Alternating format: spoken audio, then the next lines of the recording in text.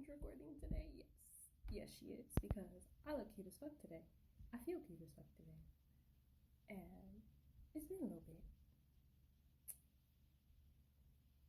So, anyways, I was thinking about something I said in a previous video where I talked about how, like, I learned that human memory is flawed through all kinds of different fucking sources and shit. And how I was always convinced I would remember things wrong, like, my whole life by the most random of fucking people. Even, like, total strangers would tell me shit like that. Oh, well, that didn't happen, or, I don't believe that's how it happened. Are you sure it didn't happen like this? A lot of suggestion and a lot of manipulation of the mind throughout my life. And so I just came up with the fact that my memory is fucking wrong. Even though I feel the way I feel and I remember what I remember, my memory is wrong, and so therefore it does not deserve a voice. Because everybody is telling me that the shit that I went through, or what happened, or what I had witnessed or experienced was not that bad, or something or another. But then I started to think about it, and even if it wasn't that bad, even if it is wrong, it is the memory that I have. It's all I have. And all I have are feelings that are attached to it, and not talking about it isn't going to fix it. So, even if my memory is flawed, even if I am completely in the wrong, that doesn't mean that I can't fucking talk about it. Because at the end of the day, who gives a fuck? It's just one person's account. And I used to not talk about it because I didn't want anybody to feel bad. But now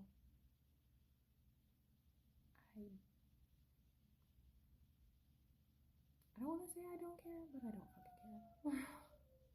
I don't want to say, the old version of me does not want to say I don't care, but now I don't fucking care. I have been stuffed into the silence for too damn long and never actually got to express any kind of feeling about anything that happened.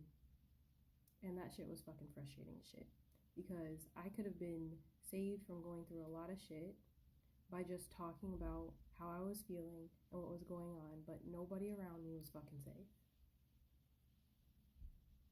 And so, leading into something that I realized as the oldest daughter of some younger siblings, I realized over time, over the years, that I had actually seen my siblings subconsciously as my children. And I didn't even realize that that's what my subconscious was doing my whole life until I started to see them as my kids in dreams so much, even after having my own kids. It wasn't my own kids' faces that were attached to these children, it was theirs. And that really fucked me up.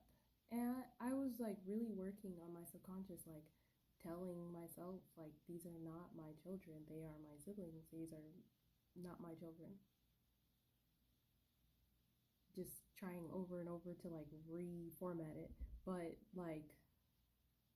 trying to do that was trying to convince Bruce Wayne that he's not Batman in his subconscious. If you know, you know. That's the level at which I have been working on my subconscious. And I thought I had conquered it, but then I had another fucking dream. Yeah, that didn't work. But it's funny because I would complain a lot to friends when I was in school about the shit that I had to deal with at home. And they would just be like, why don't you ever just say no? And I'm just like, no is a word in your vocabulary? That's an option for you? Because it's definitely not for me. And I was just like, I wish I fucking could, but you know what? Obviously, like, you got something different going on over there where you at. But that just ain't how it works over here. And it was funny because it took me until like 30 to actually say no. And when I finally did say no, I got so much shit. So much shit. It was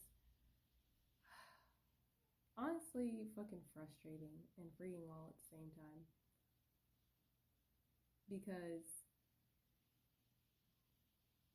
I was just like, it's not my job to continuously give to everybody else and to make up for everybody else's shit, even if they manage to do it once for me in my entire fucking life, or twice.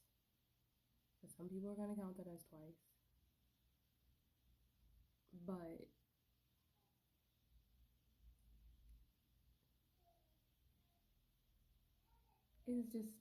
it's just funny.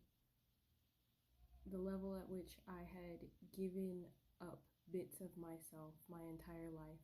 I was fucking exhausted my whole life. I don't think there was ever a time where I have been able to actually have a good night's sleep and, not worry about what everybody else was fucking doing. And then I had kids. And so then I don't ever get a moment where I can actually just sleep through the night and not have to worry about what's going to happen the next day or plan or stay up late trying to make sure I prep for the next day because I have too much freaking work to do or whatever it is that I have to deal with or whatever the case is. And it was at that point that I said no that I realized how exhausted I was, that I had never rested. I had never filled my own cup or even acknowledged the fact that I had one to fill in the first place. And me finally acknowledging that and like realizing that I have to figure it out now to how to fill my own cup while also having children, now that I like know exactly what that means. I was never given a chance not to. Not to have like an overbearing amount of responsibility on my shoulders. So when I finally did shell out that no at 30, it was met with a lot of hostility.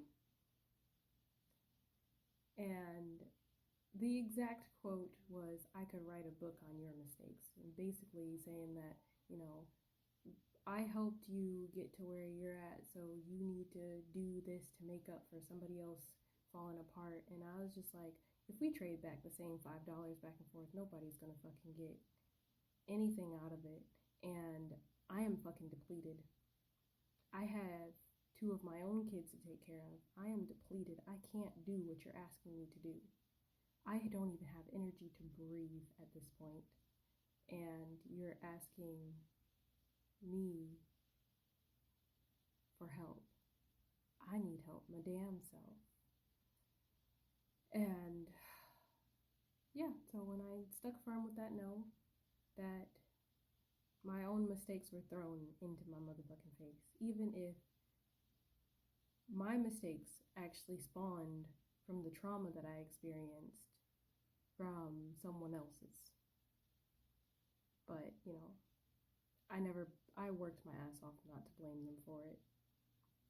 But anyway, I guess this is gonna go into a part 2 because now I didn't fucking talk this whole time and